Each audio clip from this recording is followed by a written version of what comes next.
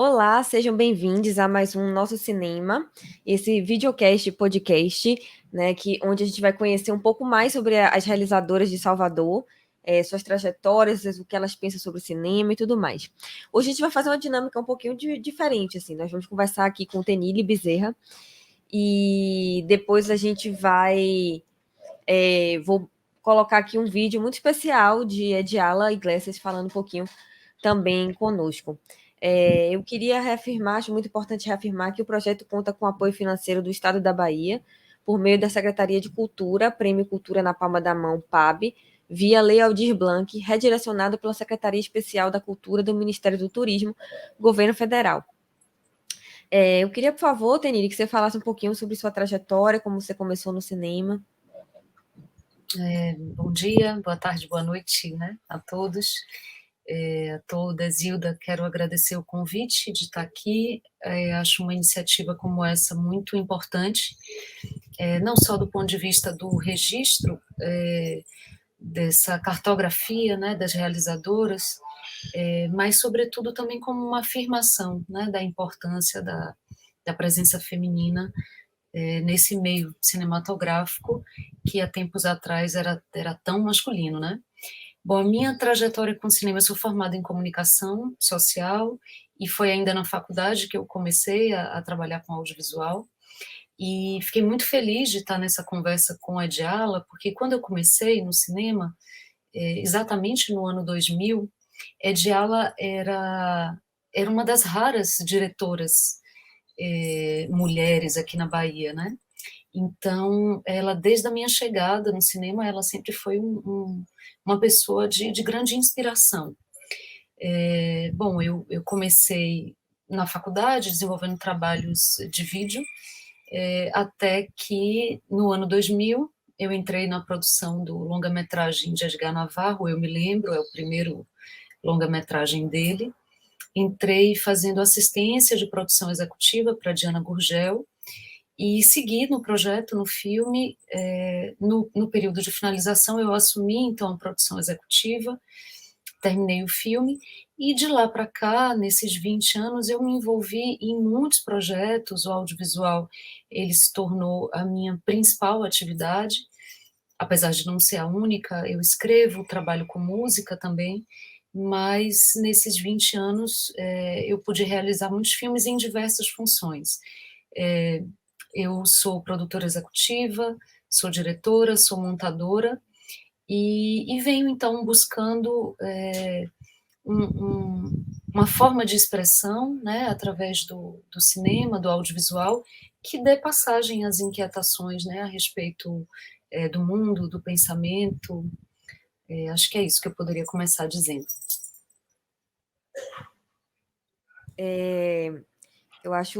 Eu acho interessante, né? Inclusive, essa coisa da presença de Adjala, ela tá sempre muito presente em todos os programas, assim, sempre ela é citada.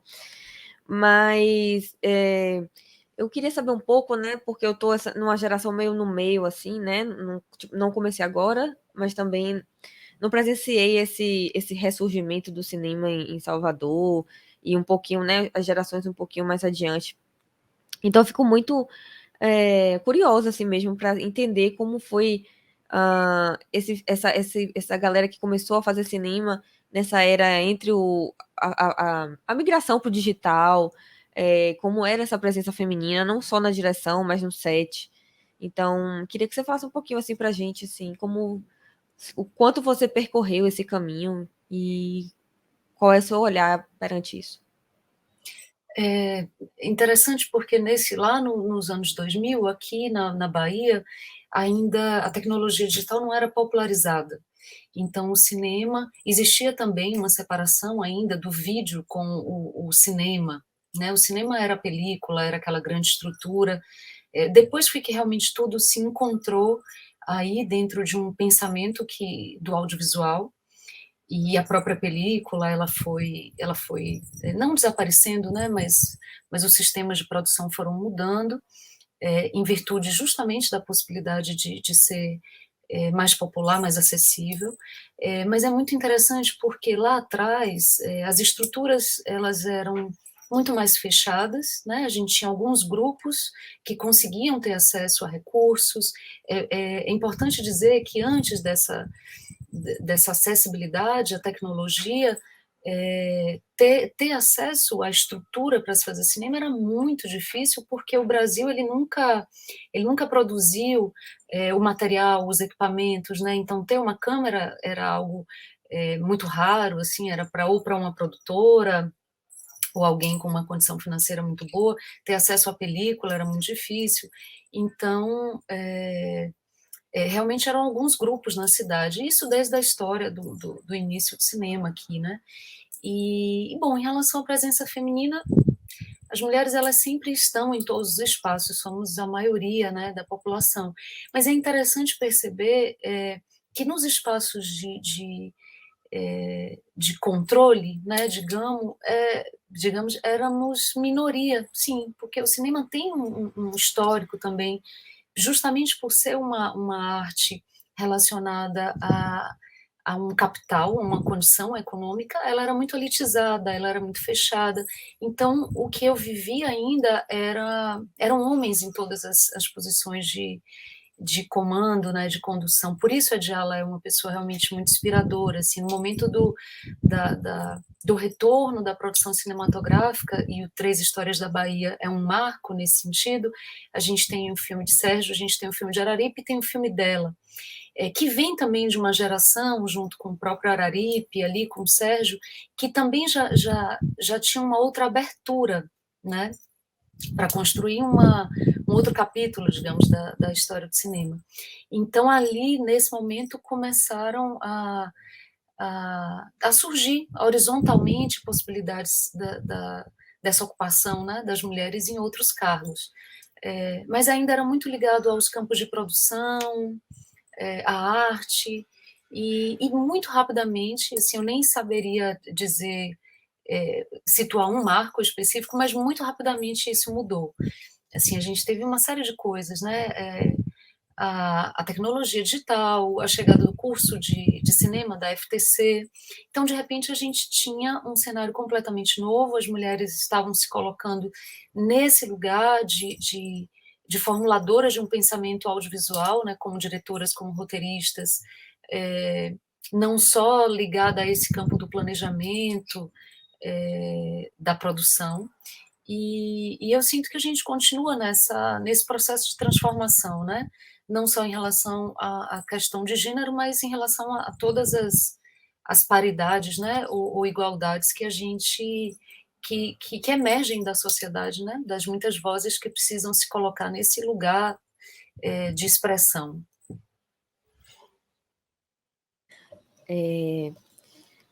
Muito interessante te ouvir falando desse ponto de vista mesmo. Tanto as novas tecnologias quanto a democratização, assim, né? Ainda que ainda seja uma arte muito cara de ser feita, trouxeram muitos momento mesmo, né? Outros olhares, assim, para o cinema, assim.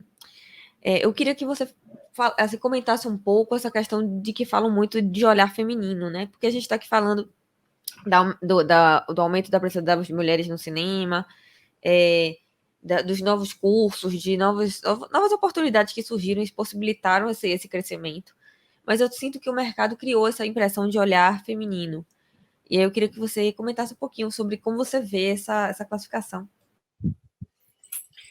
Hilda, eu escrevo também, sou poeta, e, e escrevo por desconfiar muito das palavras, assim, ou pelo menos para tentar, a partir delas, construir, né, um percurso de sensibilidade.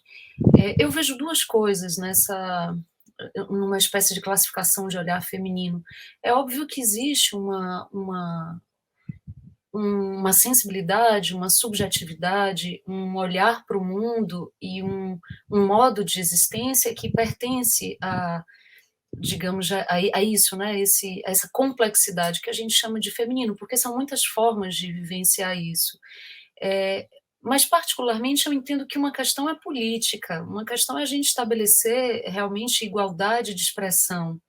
E aí, hoje em dia, quando a gente pensa o próprio feminismo, a gente pensa em termos de feminismos, né? A gente pensa uma pluralidade, assim. Então, do ponto de vista político, sim, é preciso reivindicar uma paridade, né? Uma igualdade. Mas do ponto de vista da sensibilidade, eu acho que a sensibilidade ela prescinde de qualquer nomenclatura. Eu acho que a sensibilidade ela simplesmente e ela tá para o masculino, tá para o feminino, tá para todos os gêneros, como a gente quiser, enfim, enquadrar. Mas insisto, eu acho que isso é uma questão política mesmo, pelo qual a gente tem que lutar. Mas a sensibilidade, não sei se ela precisa de categorias, não, sabe?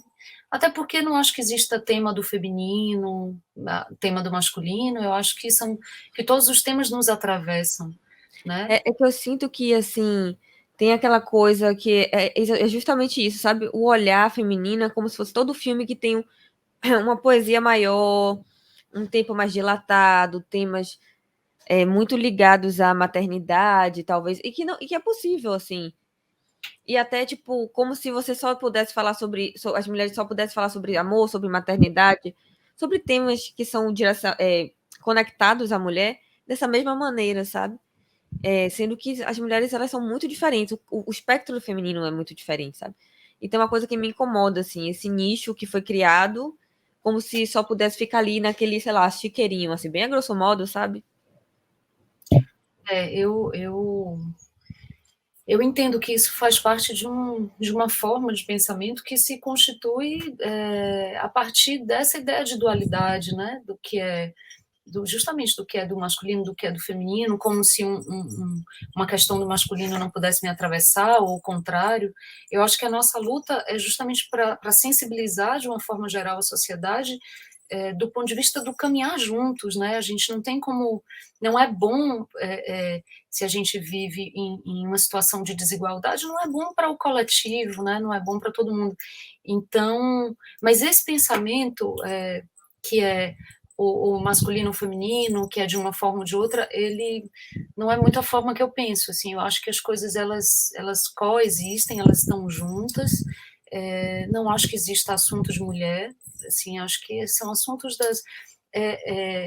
o fazer artístico, a arte, a poesia, ela é uma condição de liberdade, assim como ela é também uma condição de deslocamento. Então a gente não pode, assim, se eu for fazer um relatório, talvez eu possa falar da minha, do meu, da minha vivência a partir do feminino, mas no momento em que a gente está falando de arte, a gente está falando de se deslocar. É possível que eu saia daqui dessa minha vivência para viver uma outra, para pensar ou para fabular uma outra, um outro lugar subjetivo, entende? Então eu acho que na arte a gente não precisa não dessa dualidade. Isso já foi ultrapassado, é coisa mesmo que veio da Europa, mas aqui os povos indígenas, os povos africanos, eles pensam de outra maneira e a gente pode atravessar isso. Agora sim, no campo da política, aí é isso mesmo, é se discutir uma igualdade, uma distribuição de recursos, uma presença feminina nos quadros de decisão, mas do ponto de vista da arte, tentar fazer com que ela siga livre, né? Nossa, perfeito, assim. É fácil, né? Porque tipo, eu acho que é fácil para mim concordar, porque talvez seja uma das definições mais próximas com o que eu acredito, assim. Mas eu acho muito muito acertado esse olhar, essa divisão, assim, da política e da arte e essa consciência, assim.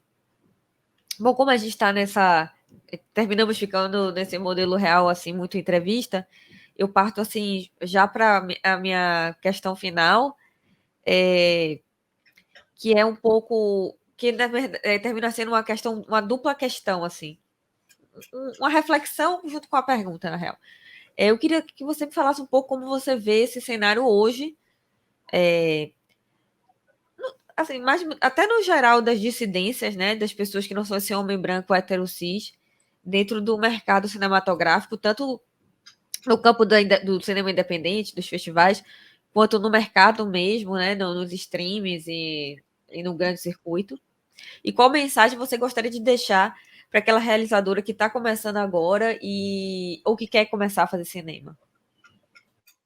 Olha, eu vejo que a gente tem conquistado coisas muito importantes nesse dentro dessa perspectiva de ampliar as possibilidades de falas e de experiências dentro do audiovisual, e isso muito a partir da queda, né, de um modelo único de realização, que é o que a gente vivia na época dessa indústria cinematográfica da película. Hoje em dia o mercado está se reinventando, as formas de você pensar um ciclo produtivo de um filme, enfim, de algum outro formato audiovisual, elas são diversas. Então, eu acho que a gente está num processo de transformação e vejo que cada vez mais não aceitamos voltar, né, para uma condição anterior, para o que éramos. Assim, acho que os mecanismos estão se sofisticando no sentido de garantir uma diversidade, uma pluralidade, acho isso importante. E em relação a essa perspectiva de início com o audiovisual, é interessante porque hoje em dia eu sinto que isso é possível para um espectro social muito maior, né, do que na época que eu comecei. Então, acho que eu gostaria de dizer, assim, nesse campo de expressão do audiovisual, a gente tem muitas possibilidades. Acho que eu poderia dizer isso, assim, tentar se encontrar nesse universo, tentar encontrar a forma expressiva própria, né, que é singular de cada pessoa, e no mais é seguir em frente, é atravessar as adversidades, é lutar, porque não tem nada que seja construído de forma fácil, né? E aí, para terminar, e retomando um pouco também essa fala que você fala, essa pergunta que você fez em relação ao olhar feminino, eu lembrei de uma citação de um cineasta mauritano que eu gosto muito, que chama Sissako, e que para mim se encaixa muito num pensamento a respeito das identidades, das questões de gênero. Assim, a gente tem vivido um momento onde é possível desacralizar, né, onde é possível se deslocar, experimentar. E ele fala que para ele a identidade é um ponto móvel entre as raízes de um baobá e o vento do Saara. Então, que nesse ponto móvel, flutuante, a gente possa experimentar muitos lugares e ter no cinema, no audiovisual, uma forma de expressão para esse novo mundo que está se construindo e do qual somos forças ativas, né? Acho que é isso, para terminar. Poxa, bem bonito, bem verdadeiramente significativo, assim, sabe? Bom, eu queria muito agradecer a sua contribuição nesse projeto. Acho que precisamos de mais oportunidades para debatermos cinema, não só falar sobre esse ponto de vista, né, do que é ser mulher no cinema, mas falar sobre cinema mesmo, ter esse espaço. Eu tô assim meio aparentemente resfriada porque a Covid para sempre comigo, que eu tive há um mês e ainda está aqui firme e forte presente, mas eu acho muito importante esse espaço mesmo, a gente poder conhecer, né, trocar, se conhecer de mais próximo, às vezes a gente se vê num evento ou outro rapidamente, mas poder debater, ter esse espaço, porque às vezes eu acho que eu, as mulheres elas ficam um pouco. Eu fico pensando quanto tempo eu demorei para conhecer o trabalho de Odiala, por exemplo, sabe? Que é muito incrível e que marcou tantas gerações. Então, acho que a gente tem que ter mais espaço de visibilidade. E agradecer mesmo, assim, a sua presença, a sua disponibilidade. Espero que a gente possa ter outros momentos como esse. Oi, Hilda, eu agradeço bastante também. Eu acho uma iniciativa como essa muito importante, porque a gente, para caminhar, a gente precisa se articular, né? Estarmos juntas, é isso. E essas redes, elas são fundamentais, assim, muito bom poder te conhecer também. Quero mandar um grande beijo para a Ediala, uma pena não ter dado certo, mas reforçar que estou muito feliz de ter sido esse o programa, assim, né? Estar aqui junto com ela. E é isso, vamos em frente, sucesso e saúde, melhoras. Maravilha. Então, a seguir nós vamos ver a próxima conversa e até já já.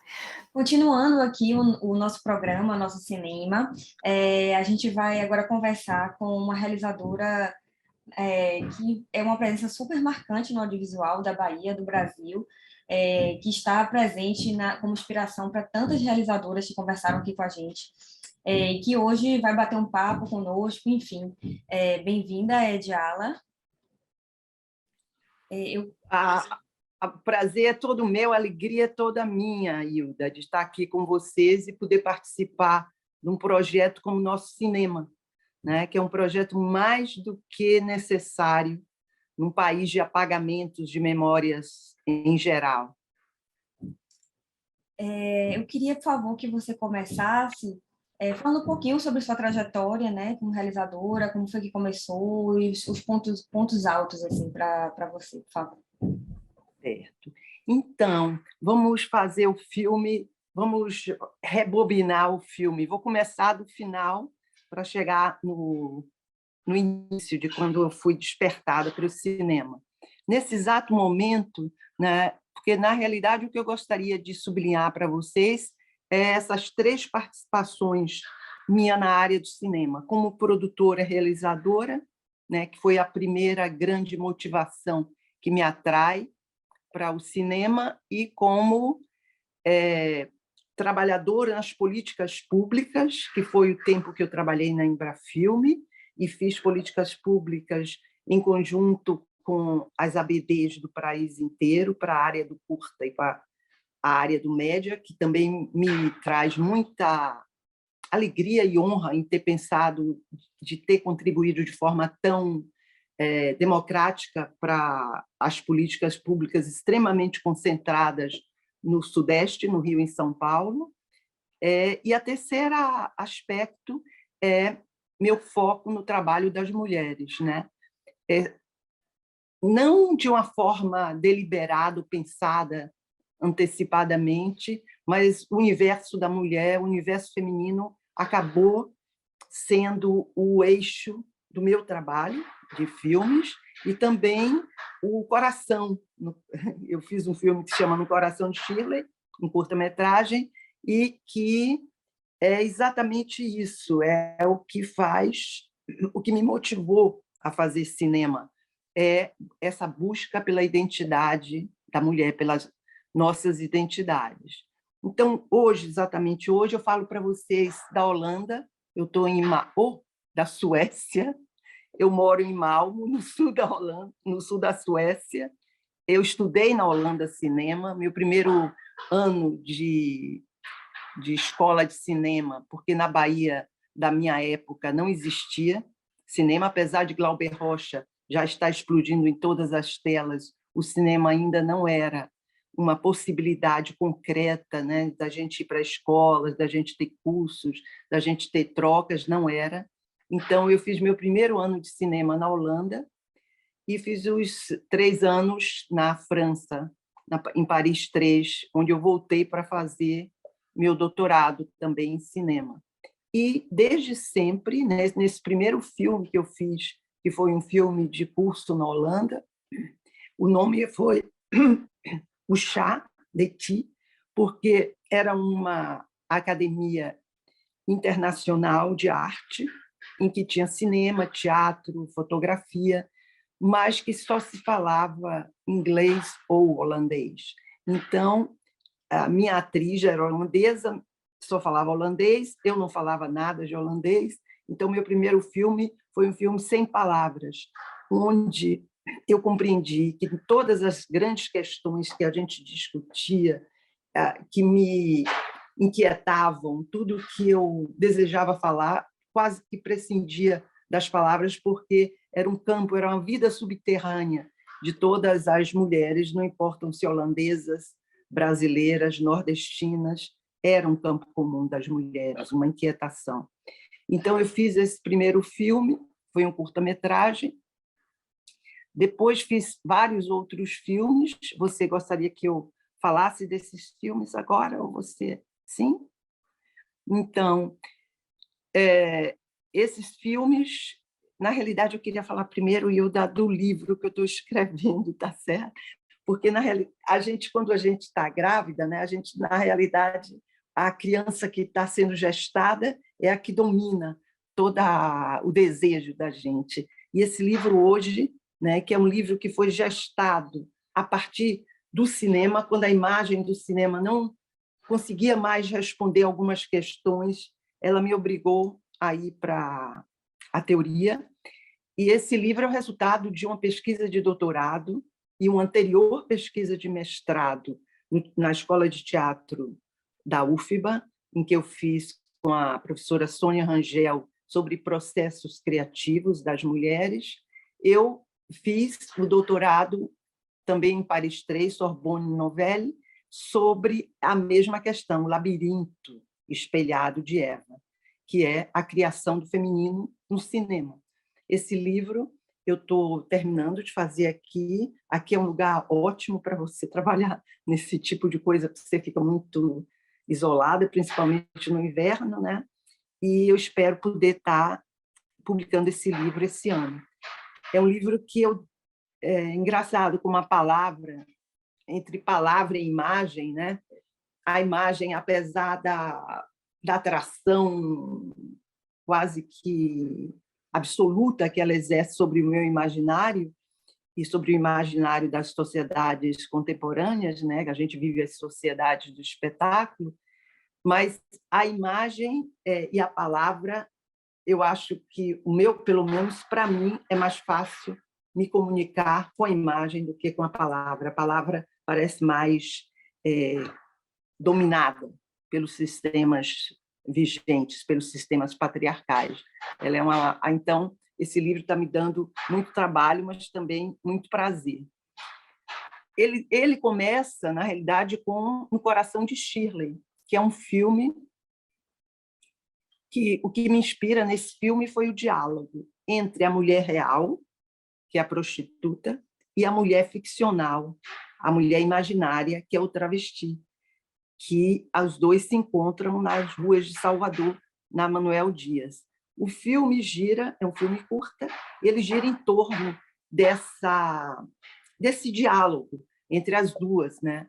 E a travesti acaba, quando há uma batida policial, a travesti acaba dando apoio à mulher Shirley, e as duas vão trocar ideias sobre isso. Mas o que estava no fundo e o que foi me impactando a partir de perguntas que eu recebia de espectadores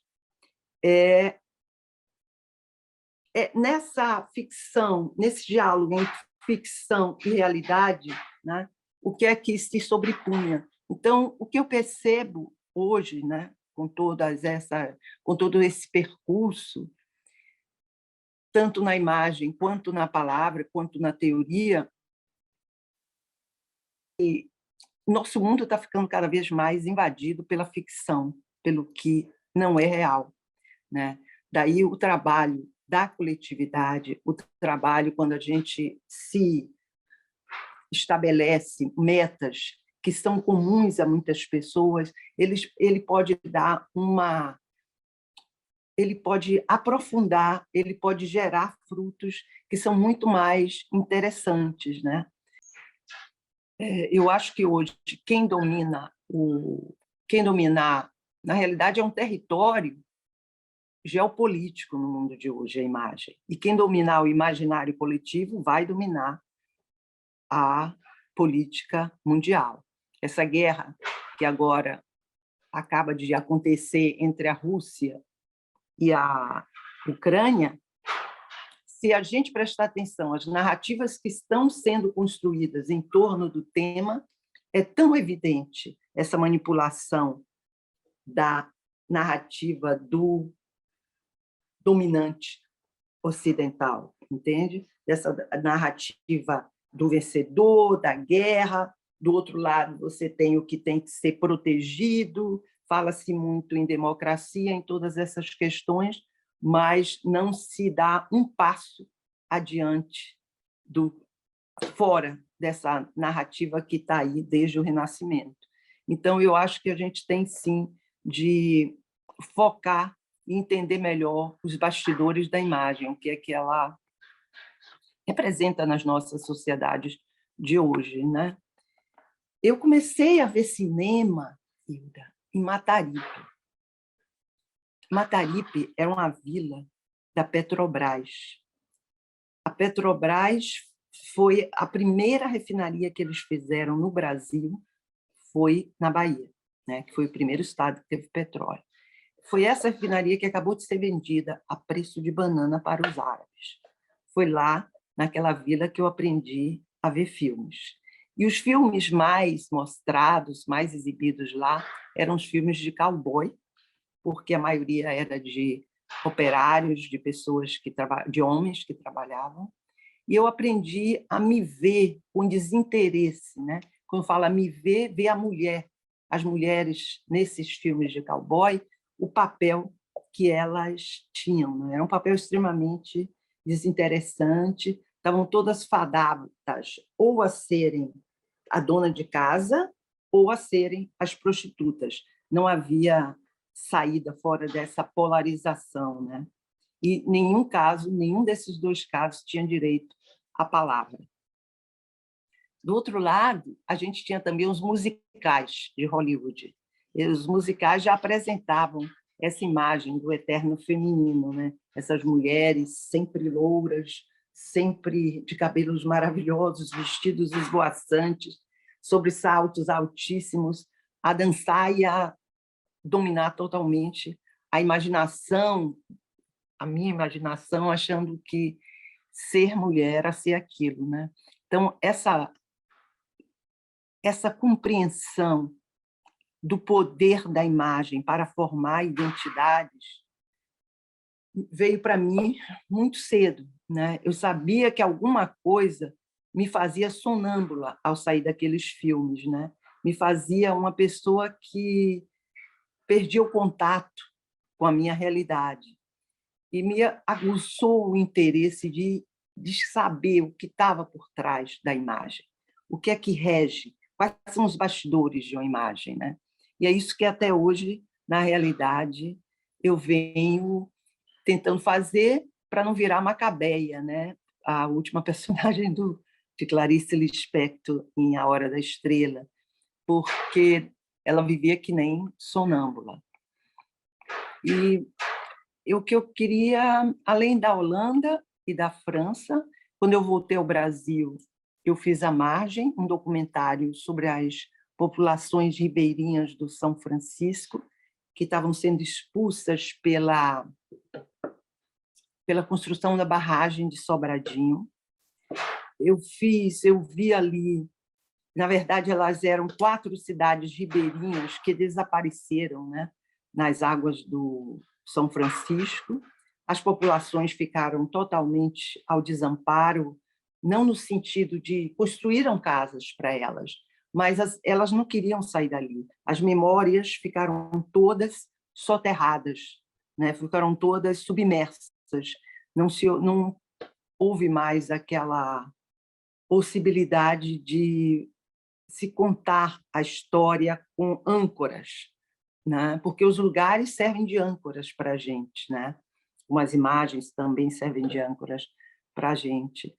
E eu fiz o filme, A Margem, e ao fazer o filme eu não tinha a menor ideia, né, de que muitos anos depois, né, isso foi na década de 70, foi 76, não, desculpa, foi 78, 79, que esse filme hoje, se você procurar no Dimas, aí na Fundação Cultural da Bahia, ou se você procurar no CTAV, lá do Rio de Janeiro, as cópias existentes são absolutamente destruídas, né? Então, é essa questão da memória, né?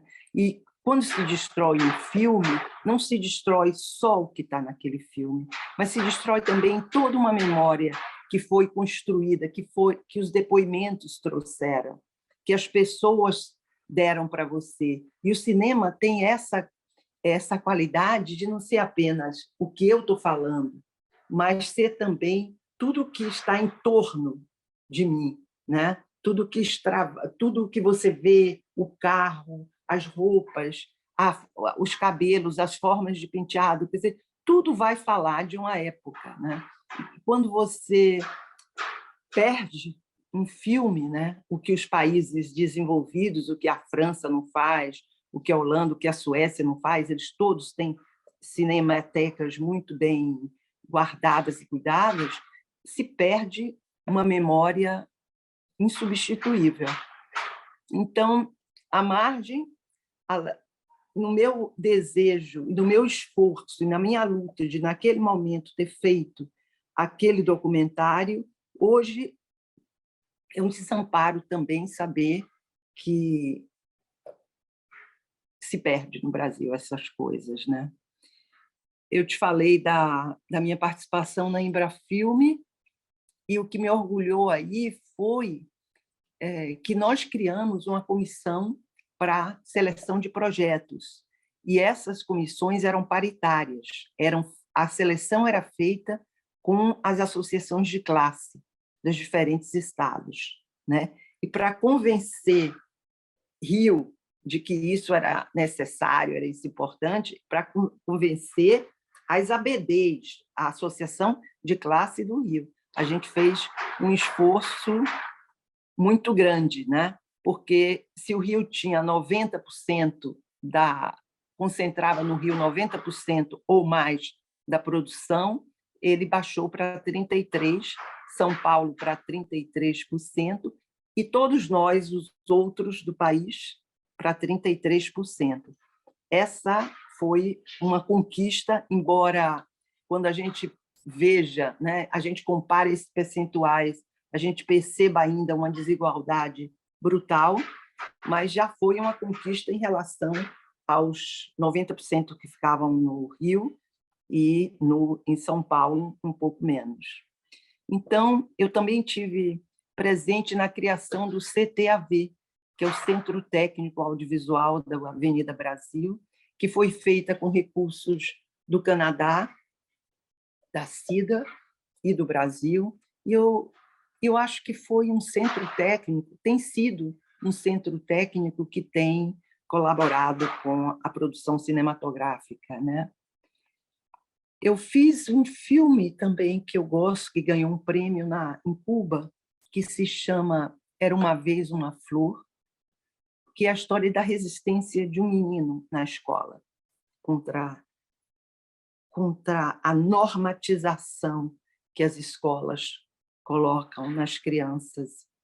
Esse filme ele ganhou esse prêmio Cined no Festival Internacional do Novo Cinema Latino-Americano de Cuba, em 91.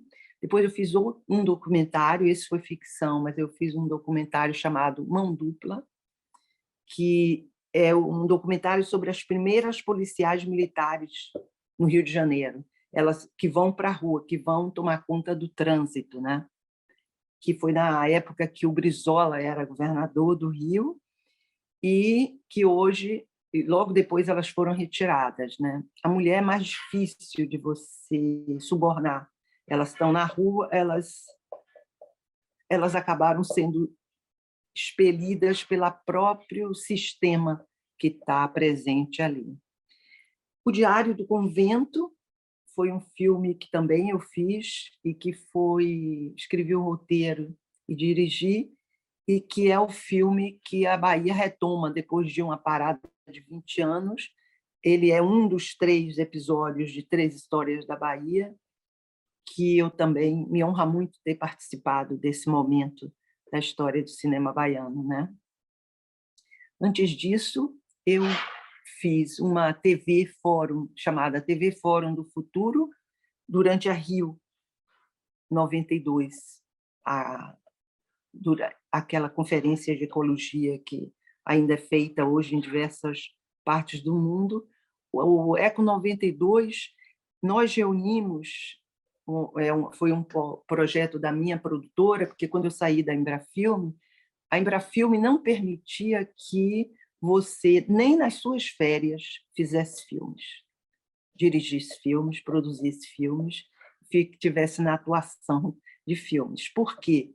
Porque eles achavam, e estavam certos, que você tinha informação privilegiada e assim não era justo que você concorresse com as pessoas que estavam sem essas informações, né?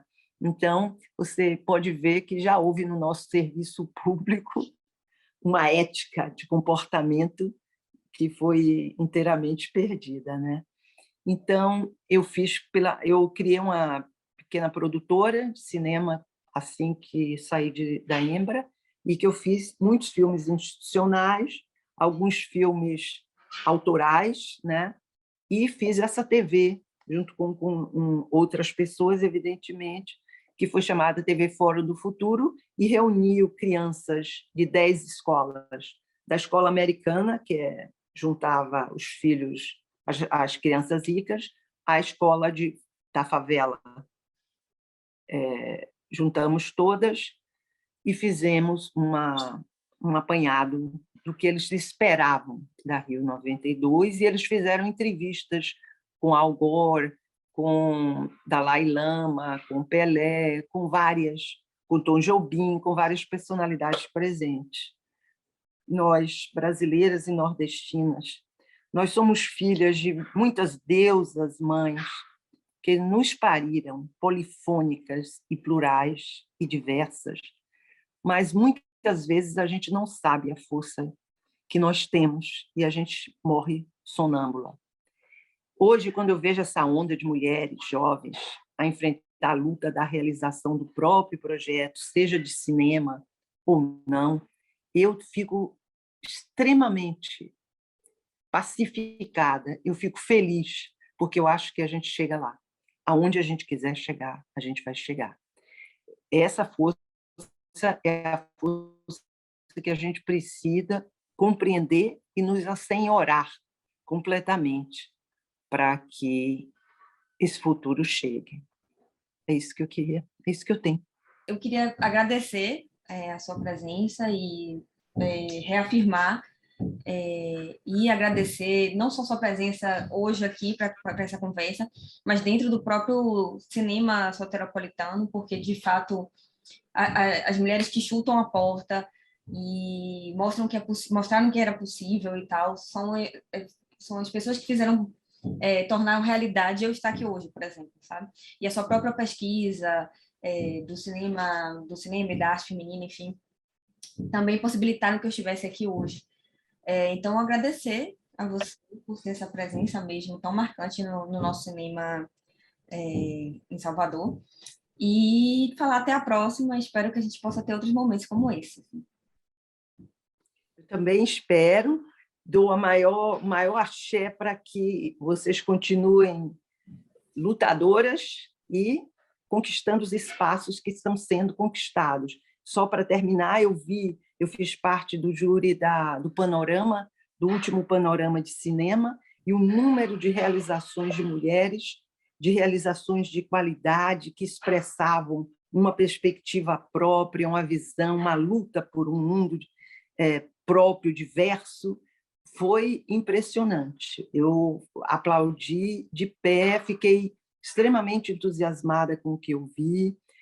Quando fui professora de cinema na FTC, que tive algumas alunas como Gabriela Barreto, como Tenille Bezerra, que já esteve aí com vocês, todas elas já mostravam que a gente chegaria lá.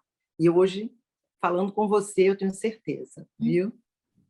E as duas, além dela, elas duas e Sofia também, Federico, todas citaram você e Solange.